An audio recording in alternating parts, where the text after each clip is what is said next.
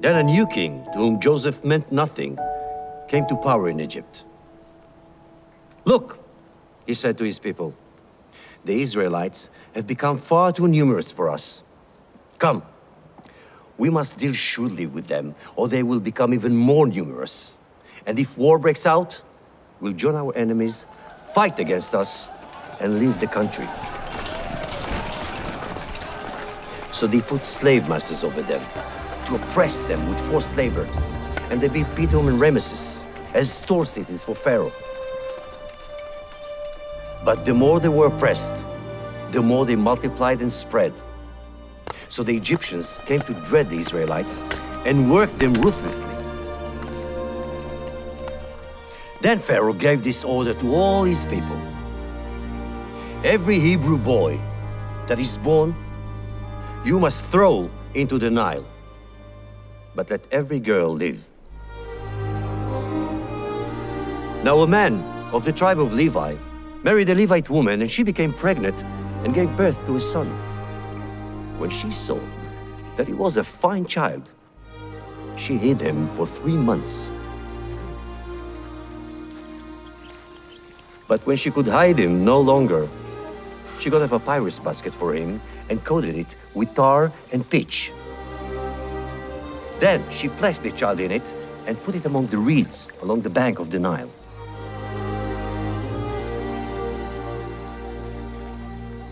His sister stood at a distance to see what would happen to him. Then Pharaoh's daughter went down to the Nile to bathe, and her attendants were walking along the riverbank. She saw the basket among the reeds and sent her a female slave to get it. She opened it and saw the baby. He was crying, and she felt sorry for him. "This is one of the Hebrew babies," she said.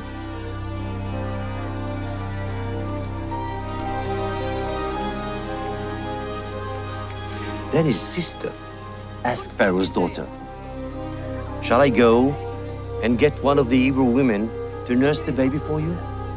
"Yes, go," she answered. So the girl went and got the baby's mother. Pharaoh's daughter said to her, "Take this baby and nurse him for me, and I will pay you." So the woman took the baby and nursed him. When the child grew older, she took him to Pharaoh's daughter, and he became her son. She named him Moses, saying, "I drew him out of the water." One day, after Moses had grown up, he went out to where his own people were and watched them at their hard labor. He saw an Egyptian beating a Hebrew, one of his own people, looking this way and that, and seeing no one. He killed the Egyptian and hid him in the sand.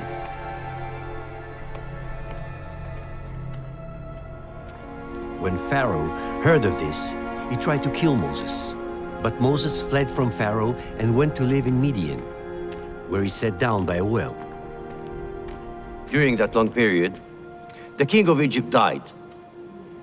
The Israelites groaned in their slavery and cried out, and their cry for help because of the slavery went up to God.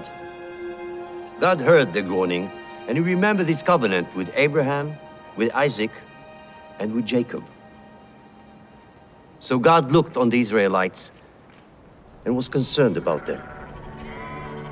Now Moses was tending the flock of Jethro, his father-in-law, the priest of Midian, and he led the flock to the far side of the wilderness and came to Horeb, the mountain of God.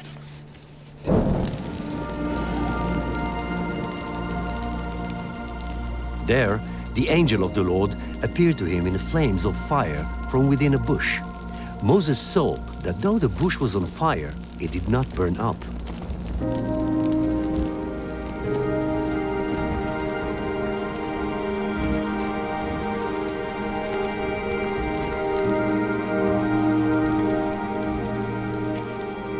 When the Lord saw that he had gone over to look, God called to him from within the bush,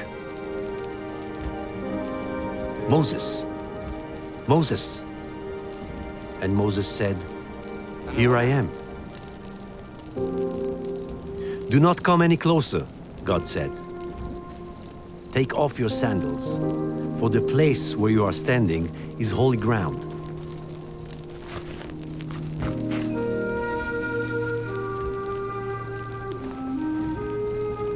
Then he said, "I am the God of your father, the God of Abraham, the God of Isaac, and the God of Jacob." At this, Moses hid his face because he was afraid to look at God.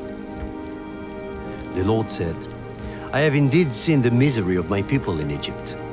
I have heard them crying out because of their slave drivers, and I am concerned about their suffering. So now go. I am sending you to Pharaoh to bring my people, the Israelites, out of Egypt." But Moses said to God, "Who am I that I should go to Pharaoh and bring the Israelites out of Egypt?" Moses said to God, "Suppose I go to the Israelites and say to them, 'The God of your fathers has sent me to you.' And they ask me, 'What is his name?' Then what shall I tell them?" God said to Moses, "I am who I am. This is what you are to say to the Israelites. 'I am has sent me to you.'" Moses answered, "What if they do not believe me or listen to me and say, 'The Lord did not appear to you'?" Then the Lord said to him, "What is that in your hand?"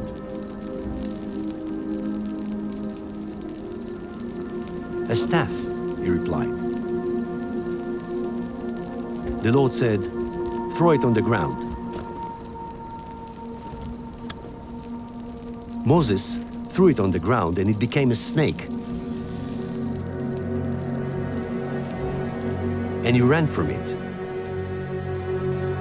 Then the Lord said to him, "Reach out your hand and take it by the tail." So Moses reached out and took hold of the snake, and he turned back into a staff in his hand. "This," said the Lord, "is so that they may believe that the Lord, the God of their fathers, the God of Abraham, the God of Isaac, and the God of Jacob, has appeared to you."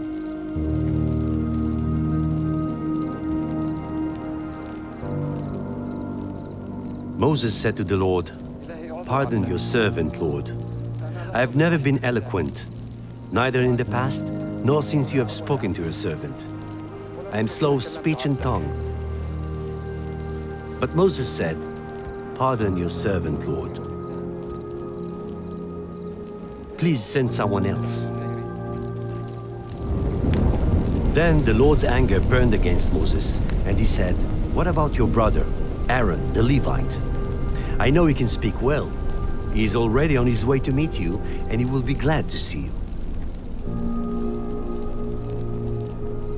He will speak to the people for you, and it will be as if he were your mouth, and as if you were God to him.